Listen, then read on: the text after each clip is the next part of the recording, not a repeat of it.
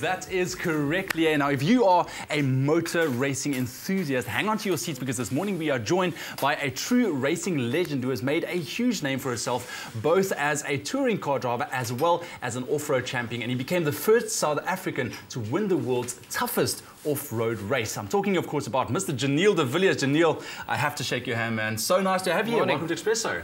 Thank you very much. Nice to be here. Lovely. I'm sure you're all used to early hours and that kind of thing, eh?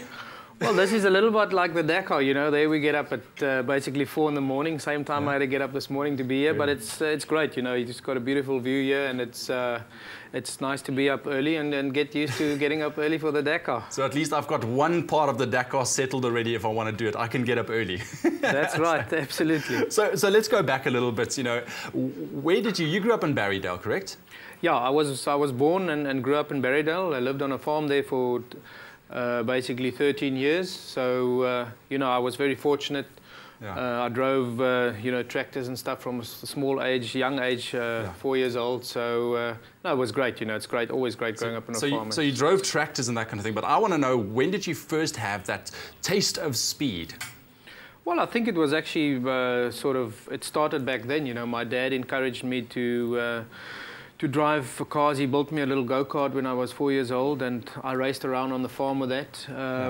You know, and he's always been interested in cars and, you know, and stuff like that. And he dragged me with to go and watch some rallies and stuff. You know, and I guess that's where the bug bit me. And then when we came to the city, when I came to Paarl, I went to Paarl Gymnasium. You know, obviously we were closer to the racetracks and stuff, and then I could do some circuit racing here, and it started back in '89. Unbelievable. So then you went on to have a very successful touring car career. What was it about the touring car that, you know, that really grabbed you? Was it the actual speed that you were going at, or was it the power? Because for me, I like power, but not necessarily speed. But I guess you have to have both. Well, the funny thing with the touring cars, actually, you know, they didn't have that much power. Really? They had 300 horsepower, which is, I mean, it's enough. But, you know, it's not 500 or 600 horsepower, which is really considered to be a lot. But it was, you know, tremendous technology for 95, 96, 97 when I did that. They had a lot of downforce, you know, with some, you know, wings and some aero kit on them. So very, you know, highly technologically cars for those years, and, you know, just great cars to drive. I mean, the corner speeds and stuff were so high. You were pulling a lot of G's through the corners, and, you know, just excellent cars to drive.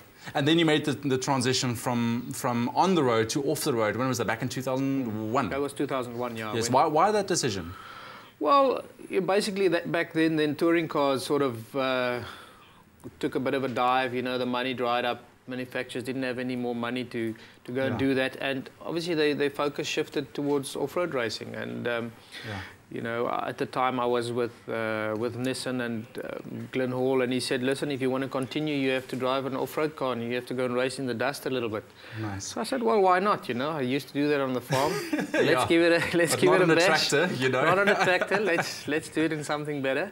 And that's where it started. Absolutely. Awesome. Giniel de Villiers, thank you so much, man. We're going to be seeing lots more of you on this morning show. So if you do have any questions for Giniel and you want to ask him anything, post them on our wall. I would see, maybe I can, you know, work in a little bit of extra time to ask him that question. So right now, time for a break. When we come back, time for your news. Stay with eXpresso and SABC3.